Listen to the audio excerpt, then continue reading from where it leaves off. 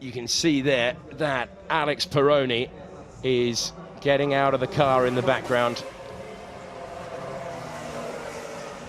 I think we now can show you what happened to Alex Peroni. Oh my goodness me. That is a horrific sight. Very serious crash for Alexander Peroni into the fence. Well, the one that has taken advantage is Joel Eriksson, who finds himself into P2. Oh, and there's a collision already, and a car invertedly. Yes, it was someone's outbraked himself going into turn one and clattered into two others. Not entirely sure who that is at the moment. So yeah, it is you. He outbrakes himself, goes into the side of Aaron, who then hits Beckmann, and Beckmann gets turned over in the gravel trap. And to be fair, Dave, this is one of the reasons why we hear an awful lot of tarmac runoff areas replacing gravel traps, because sometimes they can actually flick a car over like that. Look at the reaction of René Rossin then on the very left-hand side of your picture there. He's the team boss of Prema Power Team. And there you can see the cars are both, and it just digs in. It digs into that gravel, doesn't it? There he is, out of the car, look. And well done to all the team down there, and great to hear all the applause as well as he is out of the car, and to all intents and purposes looks absolutely fine, walks away. But here, looking to try to gain ground. I know we have only 7.5 minutes plus 1 lap left. Oh my! Huge accident, a huge off. Ryan Feater had spun, Piquet is involved, there was another car that's airborne as well, and the race is being stopped straight away. Red flag shown, and Ryan Feater was the catalyst for all of that because he had spun, and then out of nowhere came, I fear, Peter Lee. There's Ryan Feater being helped away. Ryan didn't have a very happy time here last year, had a big off at the start of the weekend, and he will need some attention, as you can see. Now this is Feater, it was the Verth corner, I was right. He goes through the gravel, he's back on the track, and Peter Lee is just unsighted, straight into the back. Corkscrews in the air. Piquet very nearly goes over as well, as he had a car knocked into his path. That is a monster. That's a huge, huge coming together, isn't it? 1 point behind him in the standings. Whoa. Oh dear, we have got the Muka car's upside down. That's at the first hairpin, isn't it, by the looks of things now? Let's see what's happened there. Right, watch for the orange. Ah, yeah, tagged. Oof. That was that Matt Solomon, I think, that clipped wheels with him. Yeah, that was Solomon, kind of halfway alongside. Solomon's another one that's been told off by the officials in recent times. And yeah, he was very lucky. The angle at which he actually made contact with the wall, because the roll cage is only really works when you properly go upside down. When you go sideways on into a wall, it's not much use. And Beretta is absolutely furious about that. Runs across the curbs, and he takes that Sam McLeod with him. They all survive, and there's more contact, and a huge moment this time coming up towards Les Combes, and that, I'm afraid, is the Carlin car upside down. Menezes, I fear, it skates up the skate road straight away. We go safety car, understandably so. The safety car is going to be out for the third time of asking. The car, look, is being propped up onto two wheels, so Gustavo Menezes can wriggle out of it.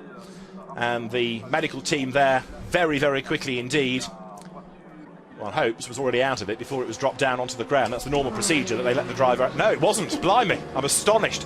Absolutely astonished, because that impact as the car dropped is almost as potentially serious as the one he's just been through. I'm absolutely astounded.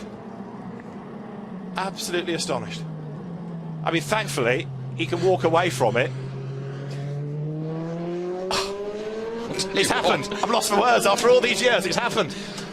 I have never seen you so bereft.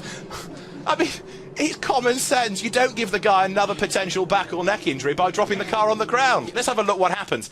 He's tucked up behind Brandon Maisano, and there just isn't room for the both of them. And as he clips him, and the air gets underneath, there's one impact, look, against the wall. He skates along upside down.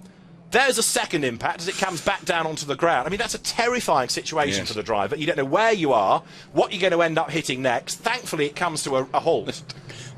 Thumbs up from... I mean, this bloke's made of steel. Isn't he? Absolutely. Absolutely. Now Boccolacci trying to get down the inside of the Muka car. There's a bit of contact there, and Gunther is sent into a spin. He's facing the wrong way. He's got a load of cars coming at him. hold tight, squeeze in. Another one going off in the background with a separate incident there at the first chicane. Looks okay, but that's gone straight off into the barriers and out of the race. I think it might be Michele Beretta looking at the colours of the car. So don't count him out just yet. There is a better view of the Beretta incident, and that again was contact with wheels. Oh, he actually rolled over. Now, we didn't see that from the other angle. We just saw the car, what ended up in the barriers. We didn't see how he got to the barriers, and we certainly didn't see that he was the second driver in this race to flip up in the air and barrel roll. Giovinazzi, though, you can see, was already trying to fight back at him. There is the number 11 car of Fabian Schiller, which has made very good progress from 15th on the grid, and a huge crash there. Barrel rolling over. That's absolutely massive, and it's Lance Stroll. Now, we saw the start of that incident. Stroll got the move on Giovinazzi into the chicane. Looked like Giovinazzi was coming back at him on the way out of the corner, but that is a massive crash. Way up into 12th place. Here's another replay. So Stroll is in front. Giovinazzi's on the outside, just trying to get back on the track. And Stroll didn't know anything about that until he was launched up into the air. Neither driver really squeezing the other one, you would say, but Giovinazzi was just trying to get himself back on the track, and that's fabulous to see. That's Lance Stroll, and he's out of the car. On the first lap to try to reduce the number of first accidents, but it's not worked because off has already gone Mitch Gilbert. He's number 9, who's lost his rear wing, and one of the 3 Bond with Nissan cars, I think that's Alex Toril, is involved in that as well. I fear we're going to go safety car, yes. Jake Dennis, great first lap from him, he runs 4. Here's the replay. Wow, a big drama for Alexander Toril. Launched into a roll. Wow. I suspect he would have gone over the back of Mitch Gilbert under braking, and that's the result of it. 2 cars broken, off by the side of the road. The safety car is deployed. Somebody in a big drama at the chicane. That is Mans Grenhagan, who has rolled. He's ripped corners off the car, and Mans Grenhagan is out of the race, and that was because he has just launched himself over the back of Jordan Kinga. That is a monster of an accident. Over and over goes Mans Grenhagan. Here's another angle. The car absolutely flies as he launched himself over the back of Jordan King. And in the spray, I'm afraid things like that are inevitable in open-wheel single-seater racing. Here's another look. Terrifying as the car is airborne on arrival. Mans Grenhagan is okay. The safety car is on standby.